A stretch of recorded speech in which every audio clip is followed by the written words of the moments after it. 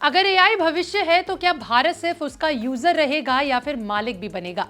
आज की success story में हम बात एक ऐसे स्टार्टअप की करेंगे जो सिर्फ चैटबॉट नहीं बन रहा है बल्कि भारत का अपना एआई बैकबोन तैयार कर रहा है।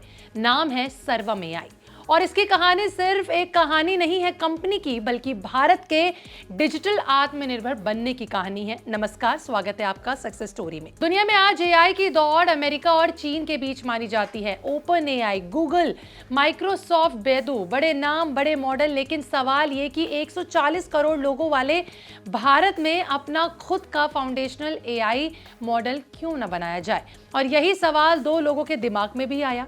नाम था डॉक्टर प्रत्यूष कुमार और डॉक्टर विवेक राघवन। प्रत्यूष कुमार की जर्नी शुरू होती है आईआईटी बॉम्बे से, जहां उन्होंने कंप्यूटर साइंस में पढ़ाई की। इसके बाद उन्होंने स्विट्जरलैंड के ईटीएच ज़ुरिच से पीएचडी की, जो दुनिया की टॉप टेक यूनिवर्सिटीज में गिनी जाती है। उन्होंने माइक्रोसॉफ्ट रिसर्च और आईबीएम रिसर्च जैसे बड़े संस्थानों में काम किया, लेकिन एक चीज उन्हें हमेशा परेशान करती रही, वो ये कि एआई मॉडल हिंदी, तमिल, मराठी और अन्य लैंग्वेजेस जो भारतीय अन्य भाषाएं हैं उसमें कमजोर क्यों हैं। और यहीं से उनका मिशन शुरू हुआ, जो था एआई फॉर भारत। ये एक ओपन सोर्स पहल थी जिसका मकसद था भारतीय भाषाओं के लिए डेटा सेट, ट्रांसलेशन मॉडल और NLP tool banana. AI for Bharat ने इंडिक ट्रांस जैसे मॉडल्स बनाए, जिन्होंने भारतीय भाषाओं के लिए मिशन ट्रांसलेशन को नई दिशा दी। प्रत्यूष का मानना था कि अगर डेटा अंग्रेजी में है तो एआई भी अंग्रेजी में ही सपोर्ट होगा। हमें अपनी भाषाओं का डेटा बनाना होगा। उनकी ताकत डीप टेक टेक्नोलॉजी की रिसर्च करना, multilingual AI expertise, open AI के बारे में जानना और इकोसिस्टम बनाने की सोच। जो सिर्फ मॉडल नहीं बनाना चाहते थे, वो भारत की भाषाएं पहचान के डिजिटल भाषाओं में उनको सुरक्षित करना चाहते थे। अब बढ़ते हैं एक और उनके साथी विवेक राघवन की तरफ। उन्होंने आईआईटी दिल्ली से पढ़ाई की और फिर कार्नेगी मेलन यूनिवर्सिटी में आगे की शिक्षा ली, लेकिन उनकी असली पहचान बनी भारत के डिजिटल पब्लिक इंफ्रास्ट्रक्चर के निर्माण में। उन्होंने 15 साल तक आधार, यूपीआई, जीएसटी नेटवर्क जैसे बड़े प्रोजेक्ट्स में काम भी किया।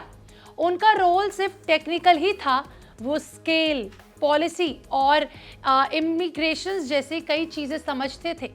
विवेक को समझ था कि टेक्नोलॉजी सिर्फ कोड नहीं होती, टेक्नोलॉजी यानी कि सिस्टम, गवर्नेंस, स्केल, इन सब का मिश्रण। उन्होंने देखा कि यूपीआई ने कैसे भारत को डिजिटल पेमेंट्स में लीडर बना दिया, और तभी उनके दिमाग में सवाल आया कि अगर एआई अगला डिजिटल इंफ्रास्ट्रक्चर है तो क्या भारत तैयार है इसके लिए।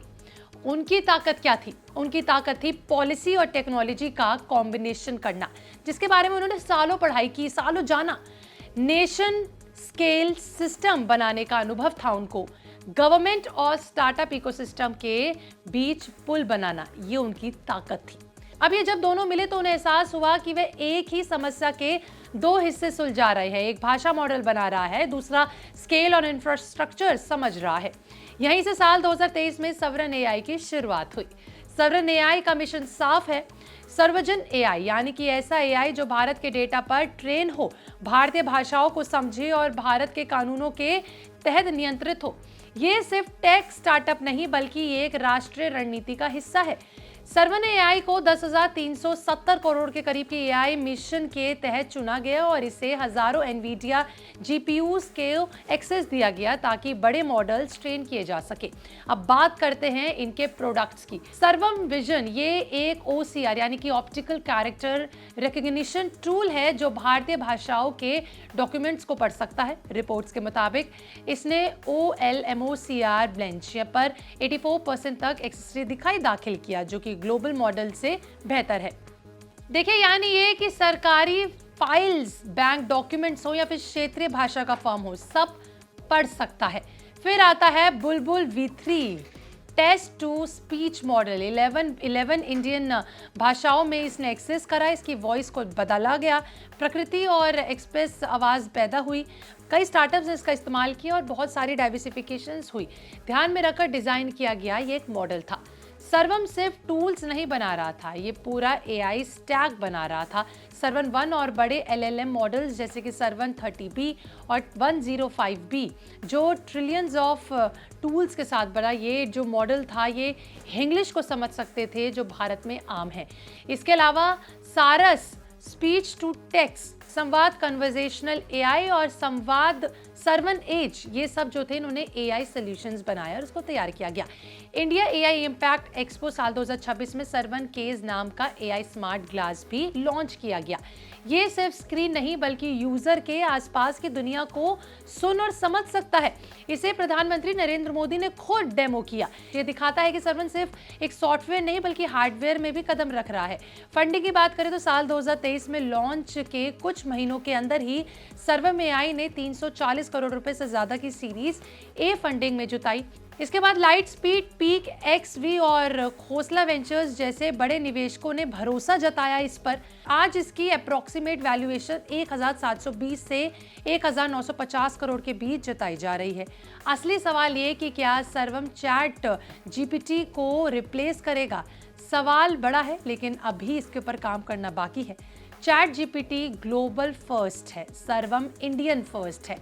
चैट जीपीटी अंग्रेजी में शानदार है, सर्वम भारतीय भाषाओं, एसेट और लोकल संदर्भ पर फोकस करता है, यानी इंडियन ये एक प्रोडक्ट है। चैट जीपीटी एक प्रोडक्ट है, सर्वन एक इंफ्रास्ट्रक्चर बनने की कोशिश कर रहा है, ठीक वैसे ही जैसे यूपीआई ने पेमेंट्स में किया। अब सोचिए अगर भारत ने अपना पेमेंट सिस्टम ना बताया होता या ना बनाया होता तो सिर्फ वीजा और मास्टर कार्ड पर निर्भर रहता भारत, तो क्या आज यूपीआई जैसा मॉडल होता? शायद नहीं होता। और वही लॉजिक एआई पर लागू होता है। जब हम सिर्फ विदेशी एआई पर निर्भर रहेंगे तो हमारी भाषाएं और ज़रूरत हमेशा सेकेंडरी रहेंगी। सर्वम का विजन है कि हर भारतीय अपनी भाषा में एआई से बात कर सके, बिहार का किसान फसल की कीमत पूछ सके, केरल की दीदी एआई से वीडियो कॉल में अनुवाद करवा सके, जयपुर का दुकानदार वॉइस कमांड से अपने स्टॉक के बारे में जान सके। और ये है डिजिटल इल्यूजन। आज भारत एआई का बड़ा यूजर है लेकिन सर्वम जैसे स्टार्टअप्स इसे एआई मेकर बनाना चाहते हैं। अगर ये सफल होता है तो भारत सिर्फ एआई क्रांति में हिस्सा नहीं लेगा बल्कि उसका नेतृत्व करेगा। और यही है इस सक्सेस स्टोरी का असली संदेश। भविष्य उन्हीं का होता है जो टेक्नोलॉजी खरीदते नहीं है बल्कि उसे बनाते हैं। सर्वम एआई अभी शुरुआती है और लेकिन ये शुरुआत बताती है कि भारत अब मार्केट नहीं मेकर बनने की तैयारी में है। आपका इस पर क्या कहना है? आज की सक्सेस स्टोरी थी एक ऐसे एआई के बारे में जो भारत में बनाया गया और आज एआई समिट में धूम मचा रहा है, जिसका खुद हमारे प्रधानमंत्री नरेंद्र मोदी ने इसका डेमो किया। आपका इस पर क्या कहना है कि आने वाले समय में आप भी सर्वम एआई का इस्तेमाल करेंगे या फिर पहले जो विदेशी एआई का इस्तेमाल करते हैं उस पर ही आप निर्भर रहेंगे? ये तो आने वाला वक्त बताएगा, पर अपनी राय हमें जरूर बताइएगा। मिलते हैं अगली सक्सेस स्टोरी में। आज के लिए बस इतना ही।